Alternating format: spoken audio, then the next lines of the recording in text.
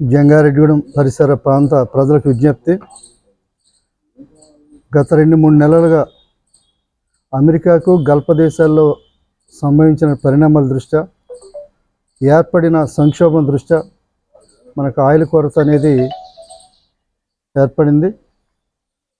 అయినా కానీ కేంద్ర రాష్ట్ర ప్రభుత్వాలు ప్రజల మీద భారం లేకోకుండా జాగ్రత్త వహిస్తూ ఇటు గ్యాస్ కానీ ఆయిల్ కంపెనీలతో కూడా సంప్రదిస్తూ సక్రమంగా చేసుకొచ్చారు.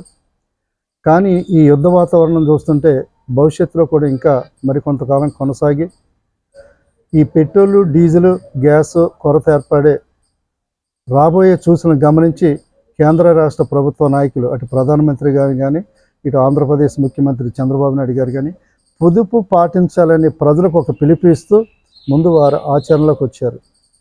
అనవసరమైనటువంటి దుబారాకి అంటే పని ఉంటే ఓకే, పని లేకపోయినా 2 వీలర్స్ కానీ 4 వీలర్స్ కానీ బయటికి తీసుకొచ్చి అనవసరమైన చోట్ల కూడా తిరిగి ఈ ఇంధనాన్ని వృధా చేయకోకుండా అవసరం మేరకే ఉపయోగించాలని చెప్పేసి ఒక సందేశం ఇస్తూ సాక్షాత్తు ప్రధానమంత్రి మోడీ గారు కూడా తనకున్నటువంటి కాన్వాయ్లో సగం తగ్గించుకొని రాష్ట్ర ముఖ్యమంత్రి చంద్రబాబు నాయుడు గారు 4 వాహనాలకే పరిమితమై డిప్యూటీ సీఎం గారు 3 వాహనాలకు, అలాగే లోకేష్ బాబు గారు 2 వాహనాలు.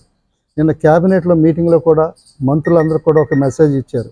అవసరమైతే ఇరిగేషన్ మినిస్టర్ రామానాయుడు గారిని ఆదర్శంగా తీసుకొని ఆరోగ్య రీత్యా కూడా పొదుపు ఇంధనం పాటిస్తూ సైకిల్ కూడా ఉపయోగించాలని, రాబోయే లేదా రానున్న కాలంలో సంభవించబోయే పరిణామాలు దృష్టి పెట్టుకొని పొదుపు అనవసరంగా వృధా ఆయిల్, పెట్రోల్ ఇవన్నీ కూడా అనవసరంగా వృధా చేయొద్దు, పొదుపు పాటించాలని వారు పాటిస్తూ ఒక సందేశం ఇచ్చారు.